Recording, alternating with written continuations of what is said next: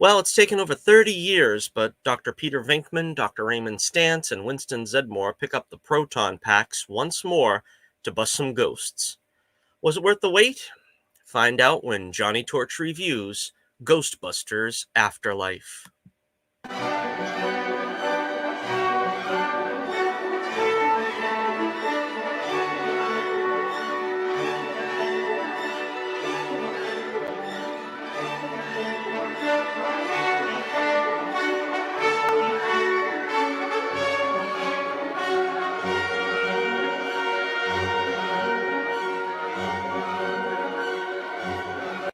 All right, we are back with you live once again on a live recorded Johnnie Torch Reviews.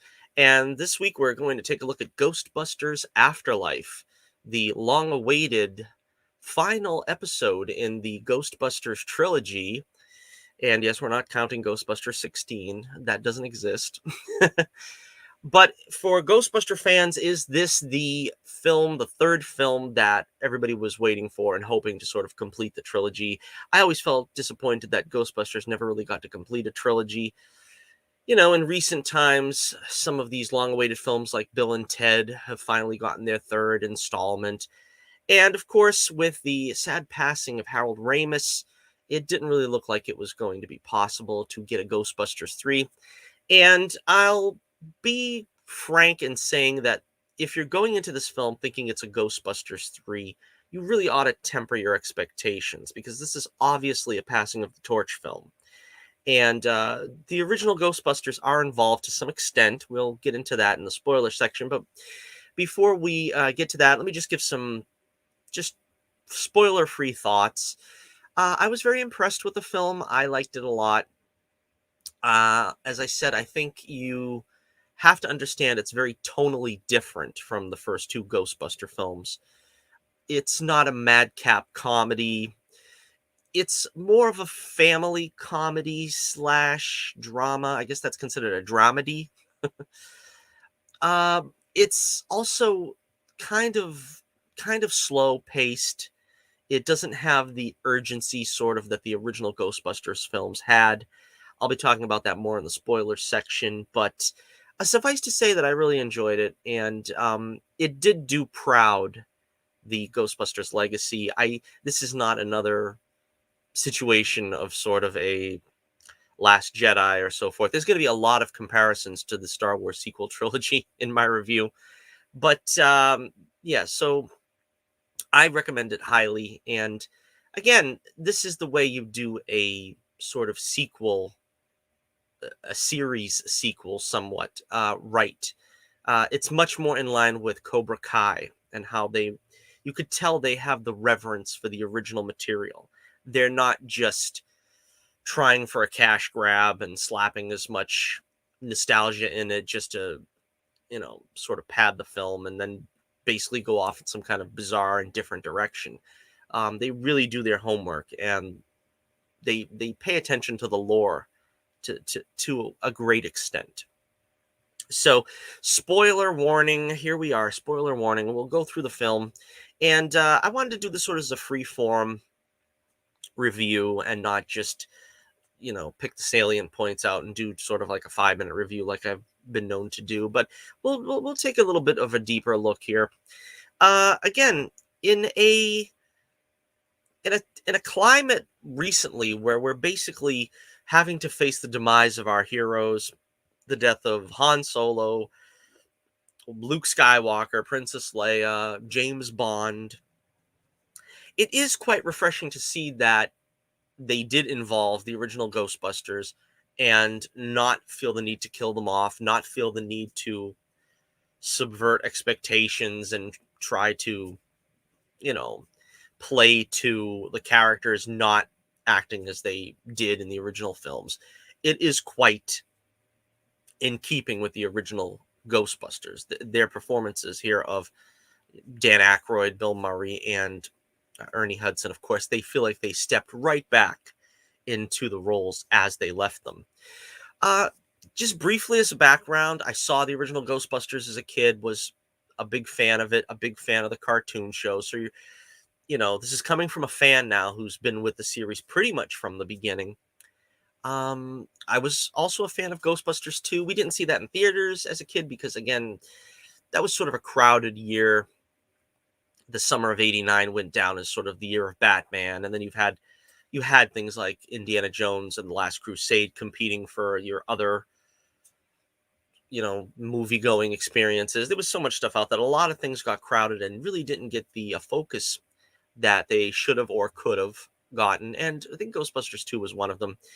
It has sort of a bigger following now than it did back in the day. A lot of people sort of poo-pooed it as just the run-of-the-mill sequel, just sort of remaking the original. I think there's more to it than that, but we'll get to that probably in some other video. But so taking that into effect, yeah, basically, this is a love letter to the Ghostbusters films, the original film particularly, but both films. And if you are a fan of that, I think you're going to respond to this quite well. There's a lot of like Easter eggs, in jokes. I recognized really straight off the bat. One of the first was the books stacked like they were in the library in Egon's place. And of course, there were other things. There was the ghost that looked like the toy that had the eyeball on the top of its head and it shoots out the eyeball or something. I remember having that as a kid. So again, there was a lot of fun, nods to the lore. The story itself starts with Egon, and again, they really look at the film through the lens of Egon in this film. They look at the story of Egon and his passing. Now, I kind of didn't expect that. This kind of threw me because I knew it was going to be about Egon's grandchildren and that was sort of the in to the story. But they basically showed that Egon continued on to be a Ghostbuster probably long after the rest of his friends and partners there, gave up the ship. And he sort of isolated himself into this sort of a haunted house, so to speak, and we get to see actually his demise. And of course, this is all done in shadow, so you don't particularly see the actor, but of course, it's Egon. And then we sort of flash forward somewhat to his daughter, Callie, I think her name was, and she has two kids. Of course, Phoebe, played by McKenna Grace. She does a great job carrying a lot of this film. She really carries the film quite a bit. She's perfect in the role. She's really fun and really makes it a connection to Egon that you can feel is palatable. And Trevor, also by Finn Wolfhard, I believe the actor's name is. I'm not a fan of Stranger Things. Well, I mean, I haven't seen it, so I mean, I don't really know him, but I guess he's a name actor who plays the brother of Phoebe. I kind of feel that they probably could have given him a little bit more to do. He kind of is at the fringes of like the film. He basically gets to work on the ectomobile and get some some pretty good one-liners. Podcast is the other kid there. Again, I'm blanking on his name. Logan. I can't remember his name, but again, he brings a lot of humor to the film. I think that he did a great job in rounding out the new Ghostbusters cast. Again, I had to look up her name. Lucky is the name of the fourth Ghostbuster in the new Ghostbusters quartet, I guess you'd call them. Again, she doesn't really have too much to do in the film either, and I think they did the best they could to try to develop her as a character, but I think she was like the weakest link of the four. So again, if you're trying to paint them as the original Ghostbusters, I guess obviously Phoebe was Egon. Podcast was Ray. I imagine Trevor was supposed to be Venkman, although, like I said, he didn't have that much of a chance to shine with his sort of dry humor. But I think that's what they were going for with that character, which I guess made Lucky sort of the Winston. She sort of is kind of on the outside looking in. She's not really into this whole thing. And of course, Trevor is slightly more of a skeptic as well. But, it made for a pretty good combination, kind of very, very mildly evoking the original personalities of the original Ghostbusters. So of course we get the first cameo, of course, is of Janine. So we get Janine back, and that was fun. Um, Basically, like as I said, the first half of the movie is very slow, and I think part of it is necessary because you have to set up these characters. Of course, we're also introduced to Paul Rudd's character, um, Mr. Gruberman, I believe his name is, and he's a fun character. He really picks up sort of the slack of not having, you know, at least an adult comedian in the film, and adds a lot of levity to most of the first half. He gets the younger cast up to date with the story of Ghostbusters and sort of brings them in on the past, because of course this all takes place in the 80s and these kids are not even born back then. And so it's fun seeing him sort of fanboying out over he's sort of the audience surrogate, seeing the proton pack and the trap and all that stuff. very, very, very fun to see his interaction with the younger cast. And eventually, as it comes to pass, Phoebe finds Egon's workshop underneath, and she's sort of aided by the spirit of Egon. Meanwhile, Egon's daughter is pretty much at odds. She seems kind of like a miserable human being, and it's understandable, but they go a long way bringing her character around. So I really appreciated her as well, the way that it all comes around. And as I said, this whole first half probably could have benefited from, I don't know necessarily. There were a few things that probably could have been trimmed, but I think they needed to put the ghost busting a little bit earlier in the film. I mean, I certainly haven't timed it, but I think that at some point, probably after like about 45 minutes, is the first time we kind of get our first look at ghost busting. And it comes from Phoebe and podcast and Trevor ultimately trying to catch a ghost muncher, which is I felt like was their version of Slimer in this film. And that was a lot of fun. It felt like they did want to do it right. They wanted to do that. It wasn't something that they were going to just easily get acclimated to, catching ghosts. Because again, a lot of people would have said, oh, here's another Ray situation where we have obviously young and experienced crew basically catching a ghost on their first try. Ultimately, what happens is it becomes this very long, protracted scene where they finally do catch the ghost after a lot of close calls and missed opportunities. I think what would have made this film feel a little less slow and lethargic in the first half is if they had split that up among like maybe 3 tries trying to get Muncher, or maybe 2, something like that. But it's basically like a good 10-minute scene or something before they finally get the ghost. And it felt like they waited 45 minutes to get to this 10 or 15-minute scene, and then we could have probably tried to bring that up a little bit earlier. I think that was my impression of it anyway. The second half, when it starts really firing up, it really is a lot of fun. And to bring the comparisons to Star Wars sequel trilogy, we have Phoebe ends up getting the number of the Ghostbusters, which I guess is still in operation, but it's owned by Ray's occult bookshop. And of course, as everybody has seen in the trailer, Ray is still at the occult bookshop from Ghostbusters 2. And basically what happens, this is sort of everybody sort of gets a cameo before the end, and Ray sort of gets this cameo here. And he has sort of the thankless job, Dan Aykroyd, of sort of being an exposition dump. And again, I can see why some critics are like panning this, because I'm sure if you're a critic and you're, going into this looking for screenwriting 101, again, you could have pasted better. You could have probably tried to get through the exposition better.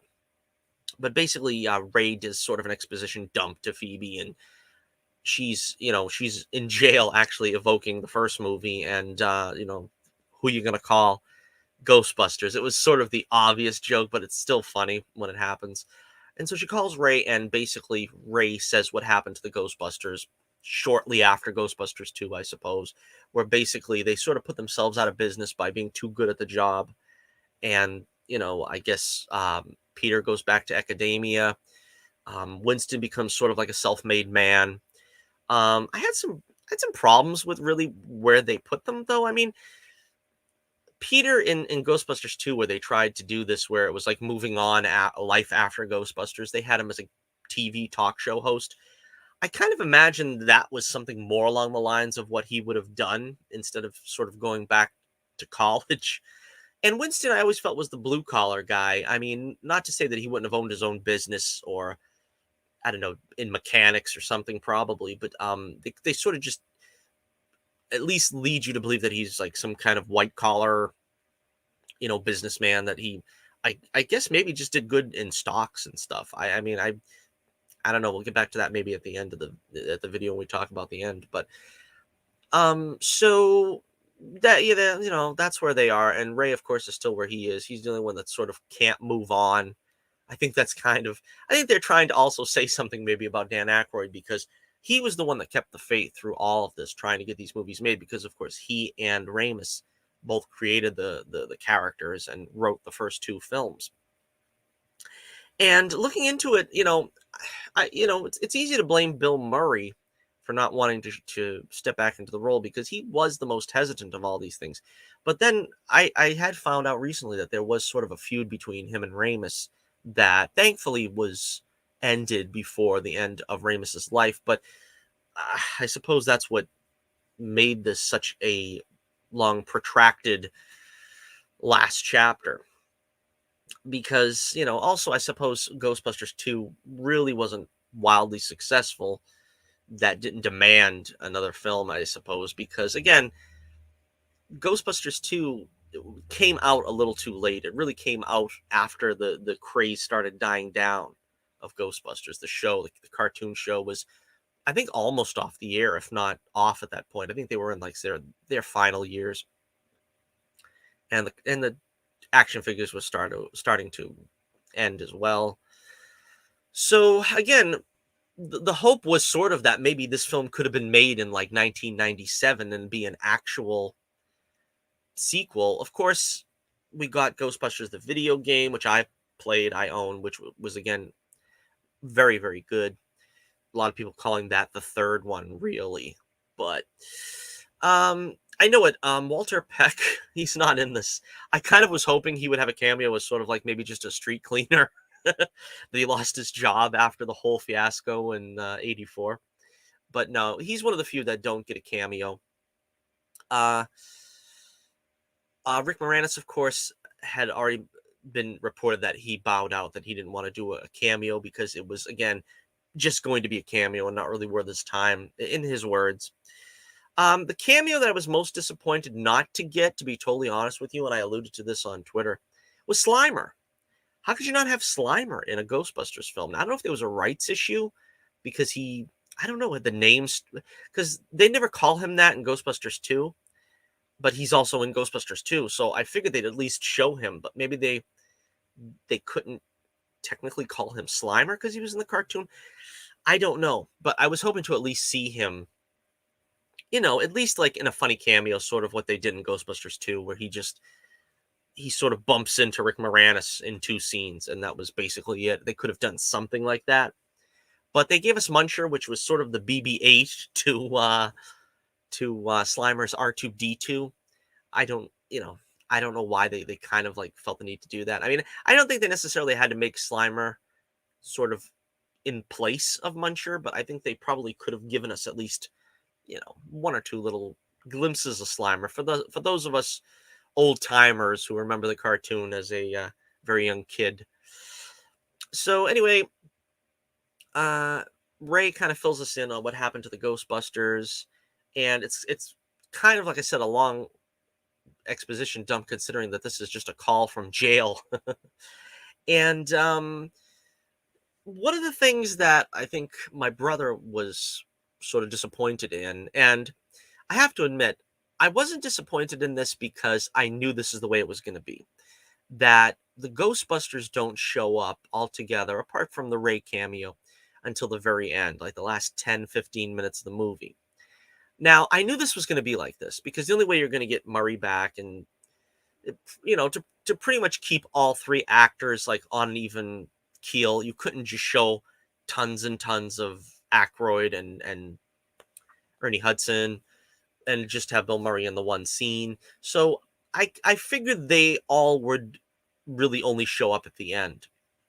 But really, what would have been better was instead of having the exposition dump, they really could have had, you know, probably Paul Rudd, I would imagine, like trying to contact Bill Murray and having, Phoebe contacting Ray, and then maybe Podcast would contact Winston or something like that. And you would get a little more of these cameos spread out rather than just having the one cameo each, which we'll get to the other cameos later, and the end scene, the big bang up battle at the end. I would have done it like that, but again, I don't suppose they wanted to sort of spread out the Ghostbusters as much as they did, in that fashion throughout the movie. They wanted to save them for the big climax. I guess that's the way to do it. I probably wouldn't have done it that way, and I think it makes it a little less stilted or whatever when they show up at the end, if you know that they're sort of coming. I mean, we know they're coming anyway. We know they're going to be there at the end. So instead of trying to, set it up like, gee, this is a surprise, we all know they're going to show up. You can just sort of have them sort of being contacted. That was kind of my reaction to it. But so they get to sort of this well of the souls after this, and we find out that the villain once again is going to be Gozer. Now, I didn't hear any of this in spoilers, but they did have the demon dogs, or whatever they call them, the devil dogs. So people kind of surmised it was going to have something to do with Gozer. I didn't really think that. I thought this was sort of just like a greatest hits package, like most of these, long awaited reunion films are, that they were just going to kind of say, all right, well, here's, some images of the past and so forth. But yeah, apparently Gozer is back, and they go back to evil Shandor, which of course is a character mentioned in the original Ghostbusters. And I was surprised to find he's played by J.K. Simmons from Spider-Man. So that was a lot of fun. He's only in it really very temporarily, and I probably, I don't know, I might have missed something. I'm not sure exactly why he's still alive or in suspended animation all this time, but he's dispatched quite quickly. Gozer comes back. I think apparently it was Olivia Wilde. I didn't go and check, but I could tell it was her just by looking at her. She did a great job, emulating the original actress. I think they had a lot more CGI on her than the original actress, who just had like contact lenses in. But yeah, so that was cool. You get to see all the same images again. It was pretty cool. Well, also, we got the Stay Puft Marshmallow Man, of course, but in multiple Marshmallow Men. They were really small. And I hear a lot of people complaining about this, a lot of critics, a lot of reviewers, I guess, YouTube reviewers. I'm like, this is sort of like the Ewoks all over again. It's like, you try to do something cute and funny, and for some reason, I don't know why these guys got such a stick up their butt. It's like, you know what I mean? I don't understand what they're having an issue with, because it was a lot of fun. It was a lot of, zany humor, which I think the film needed, particularly at some points, because the humor was, kind of dry and most spots. But, this was kind of a little bit more, I want to say like Gremlins-esque, I guess. But, it was fun seeing them all, and there's a good nod to the Stay Puft Marshmallow Man of the first film. Now, another thing that surprised me, because I really wasn't expecting Gozer again, was I was surprised that they played out the whole Keymaster and Gatekeeper thing with Paul Rudd in the Rick Moranis role that he had in the original film, and with the kid's mom in the Dana Barrett role. And I think that was a real good thing to do. And I didn't expect it at all. And that was really fun because they're really playing those roles over again. And like I said, I think this did something a lot for Carrie Coon, I think is her name, the actress who plays the mother. This really revitalized her character because, like I said, she's kind of playing a despondent and sort of miserable person through most of the film. And this sort of revitalizes her character to sort of get up to speed. Of course, this is also around the time she sees the collage or whatever of family photos that Egon had set up in his workshop. But it was fun. You got to see a different side of her, and she got to play sexy and everything. And then it sort of leads into the climax with them becoming dogs again, like in the original movie. And again, it's quite clever. They managed to do it in an interesting way without feeling too much of like a rehash. You get to feel the spirit of Egon a lot, literally, in this film. But again, they really did tribute to Hal Ramis though with this ending. Of course, the big ending where the Ghostbusters come back and the spirit of Egon helps them. And they do sort of like the CGI thing where, obviously it's a CGI recreation of Harold Ramis, but the CGI is so good looking. And they didn't go so far as to have him speak, which I understand. I think that would have been that probably would have been a step a little bit too far for this movie. It would have been a little more cartoony. But that was a lot of fun too. And again, with the comparisons to Star Wars, I kind of felt like the ending. I was like, are they going to go with Gozer and make this sort of a Palpatine thing, like Rise of Skywalker? Are you going to like, oh, okay, Phoebe's going to beat Gozer when the original four Ghostbusters originally defeated her long ago? And, thankfully, they don't go there. The original Ghostbusters are needed to really save the day. The kids don't really do it on their own. They're mostly just sort of to help. And Egon shows up basically to help Phoebe to, be a Ghostbuster in his place. And,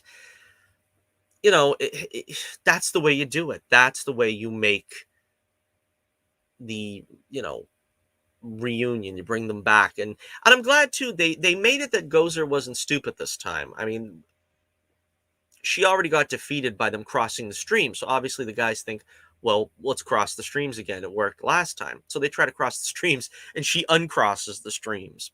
And I was like, that is fantastic. That's fantastic. That's like, that's like if the Karate Kid can always beat somebody with a crane technique. You know what I mean? You can't play that card more than once, really. You need to have another power up. So again, the trap that Egon laid was really what did the trick to defeat Gozer this time. And again, seeing the guys, like I said before earlier, they just step back into their roles. I mean, Dan Aykroyd, he just stepped right back into being Ray. Bill Murray as Peter Venkman. It felt like no time had passed. And of course, Winston Zeddemore. Ernie Hudson looks fantastic for his age. He looks like a man 20 years younger than what his age is.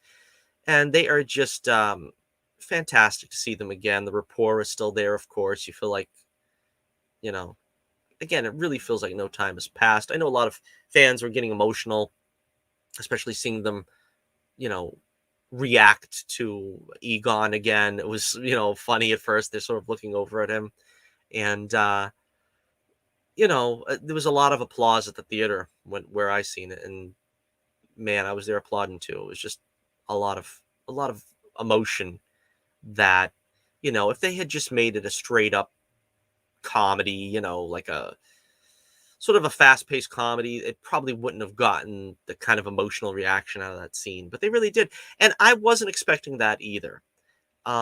Maybe it's just that people are not spoiling this movie, which is great, but I did not expect them to actually go there and actually have a CGI ghost of Harold Ramis.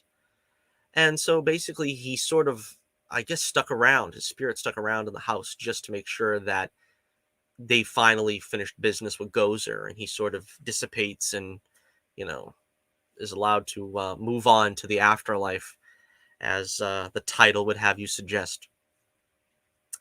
So yeah, and then we move on to the ending again. A lot of funny bits between the original cast and the new cast, and I thought that was great. Interactions with Ray and Podcast, that was a lot of fun, and Peter and Phoebe get a little moment, and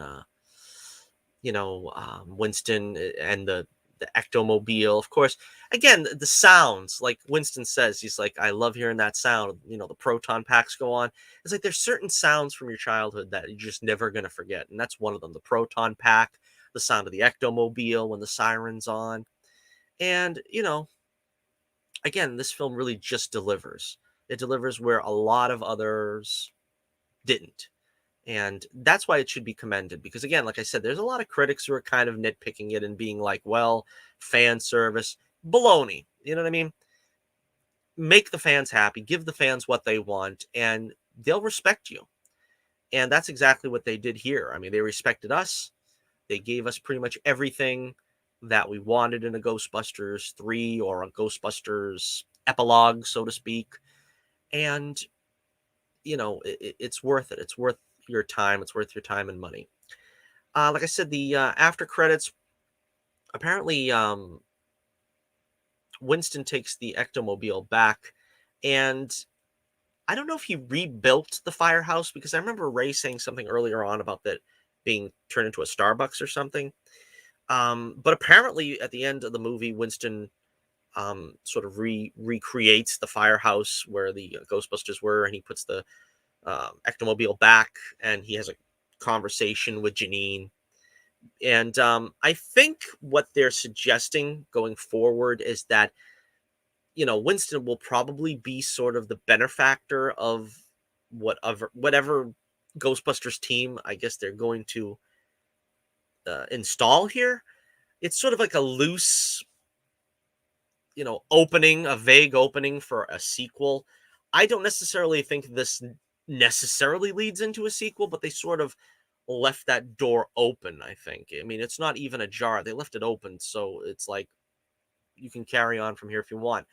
Again, seeing as how these kids are so young, I don't know if maybe they wait a few years and, time passes quickly, particularly in Hollywood. They could be, you know, 18 and older before you know it, and they'll probably be old enough to really do the job of the original actors as legitimate Ghostbusters. I don't know how they'll handle it, but the franchise, again, Dan Aykroyd's been really adamant about keeping the franchise going on, and I would love to see the continuation of the franchise if it's as good as this. And hopefully if they can continue to get cameos of the original cast back.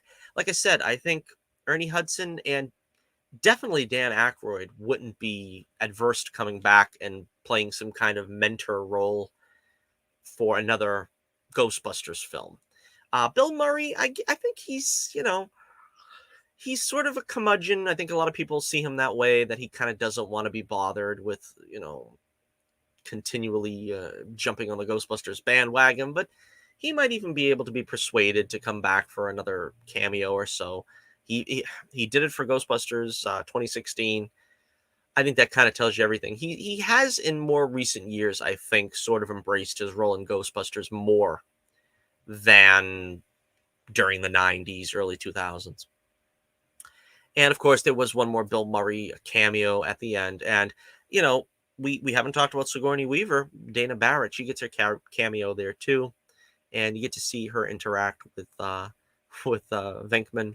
And again, they keep a lot of the particulars vague. I don't know if he ended up marrying Dana, or maybe they just worked together, or they're still just seeing each other.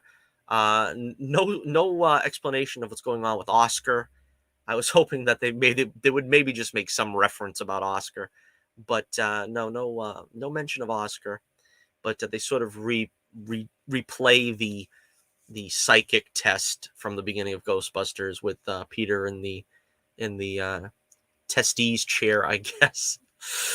And it was a lot of fun too, as well. And seeing them back together again, doing some, doing a scene. It was a lot of fun.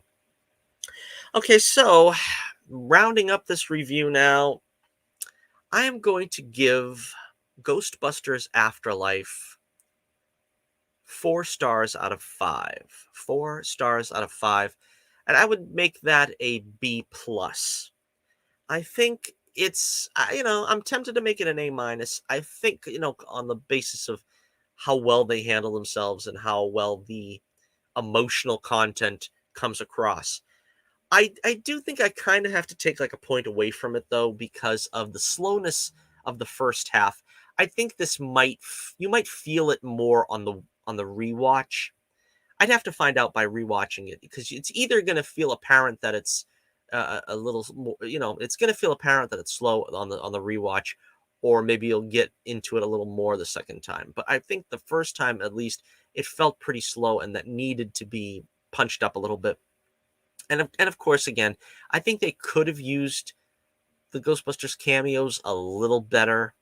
I think instead of like what they did with post-credit scenes, they could have maybe done something inside the movie. But I think they sort of had that Force Awakens thing. If this is the one place maybe that they kind of dropped the ball, was, like I said, they could have brought the Ghostbusters in, the original Ghostbusters, a little bit more to sort of explain where they were, rather than just have an exposition dump. But again, these are kind of minor quibbles. It's still solid. It's still a great movie. I still enjoyed it, and I'm definitely going to pick this one up when it hits Blu-ray. So let me know what you think in the comments below. Did you enjoy Ghostbusters Afterlife? Do you feel that this is the third installment, the epilogue, whatever you want to call it, that the series deserved after a long awaited time, like 30 years? We finally got our Ghostbusters 3. So, until next we meet, this is Johnnie Torch reminding you once again, keep the flame burning brightly, and I'll be with you again real soon. Who you gonna call?